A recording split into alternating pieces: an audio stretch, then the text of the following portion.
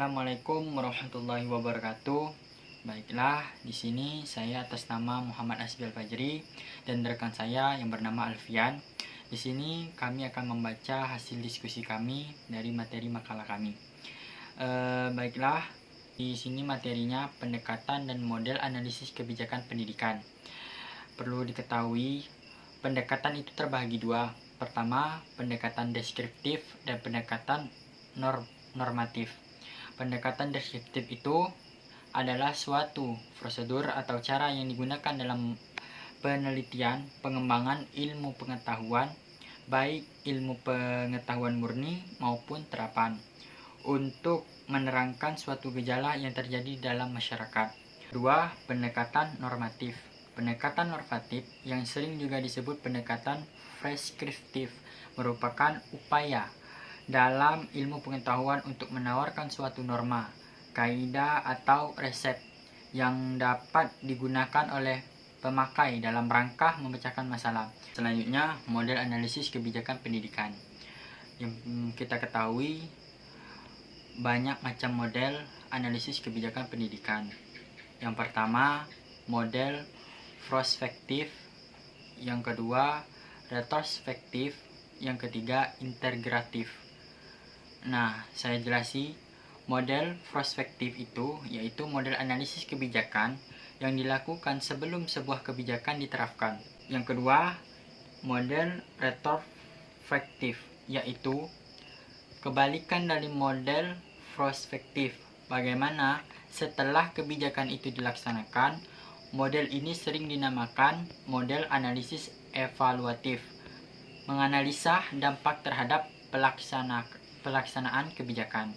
Yang ketiga, model integratif.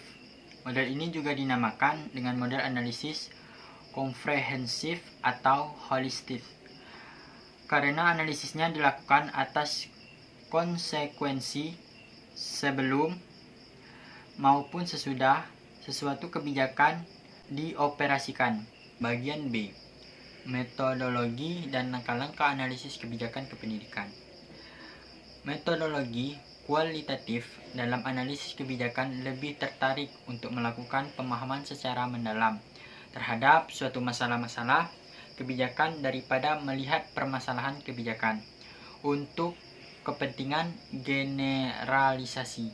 Metodologi kualitatif pada dasarnya merupakan bentuk yang lebih operasional dari paradigma empirisme yang sering juga disebut pendekatan kuantitatif empiris. Selanjutnya, langkah-langkah analisis kebijakan pendidikan. 1. Persiapan. 2. Konseptualisasi studi. 3. Analisis teknikal. 4. Perumusan rekomendasi. 5. Komunikasi hasil studi. Selanjutnya, pembahasan yang terakhir yaitu bagian C tentang proses analisis kebijakan pendidikan. Proses analisis kebijakan pendidikan itu ada 6 proses kebijakan, yaitu yang A, inisiasi, B, proses estimasi, selanjutnya proses seleksi, yang D, implementasi, E, proses evaluasi, F, proses terminasi. Mungkin ini yang dapat saya jelaskan dalam video saya kali ini bersama rekan saya. Kalau ada kurang lebihnya saya mohon maaf. Akhirul kalam, wassalamualaikum warahmatullahi wabarakatuh.